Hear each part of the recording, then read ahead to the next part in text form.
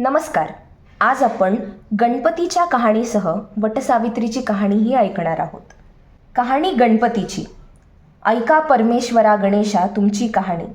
निर्मळ मळे उदकाची तळे, बेलाचा वृक्ष सुवर्णाची कमळे, विनायकाची देवळे रावळे, मनाचा गणेश मनी वसावा. हा वसा कधी घ्यावा? श्रावण्या चौथी घ्यावा, भाद्रपद चौथी संपूर्ण करावा. संपूर्णाला काय करावं?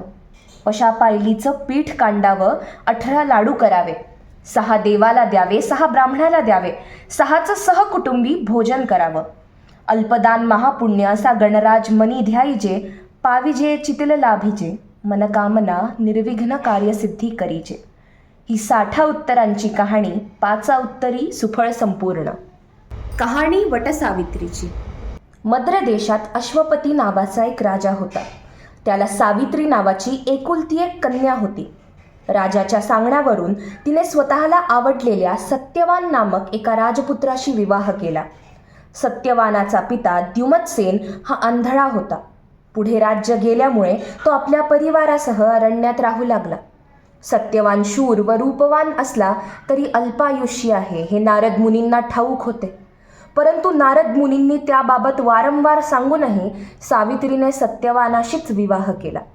ज्येष्ठ पौर्णिमेच्या दिवशी सत्यवानाचा मृत्यू होईल असे नारदांनी सांगितले होते. त्याआधी 3 दिवस तिने उपवास केला, देवाची प्रार्थना केली आणि सत्यवानाच्या सतत जवळ राहिली. पौर्णिमेच्या दिवशी रोजच्या प्रमाणे सत्यवान लाकडे आणण्यासाठी रानात जायला निघाला. आजच त्याचा मृत्यू होणार आहे हे नारद मुनींचे भविष्य असल्याने सावित्रीही त्याच्या पाठोपाठ गेली.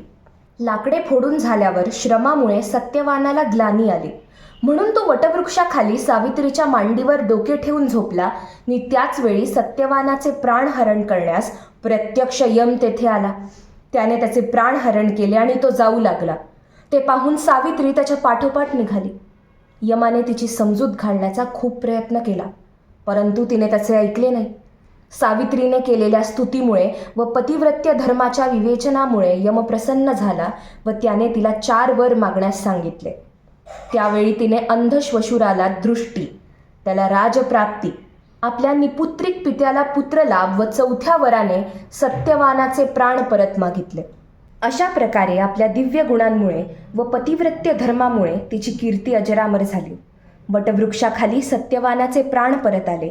म्हणून ज्येष्ठ पौर्णिमेला आपल्या पतीच्या दीर्घायुष्यासाठी स्त्रिया वटपूजा करतात व जन्मोजन्मी हाच पती मिळावा अशी देवाची प्रार्थना करतात. धन्यवाद.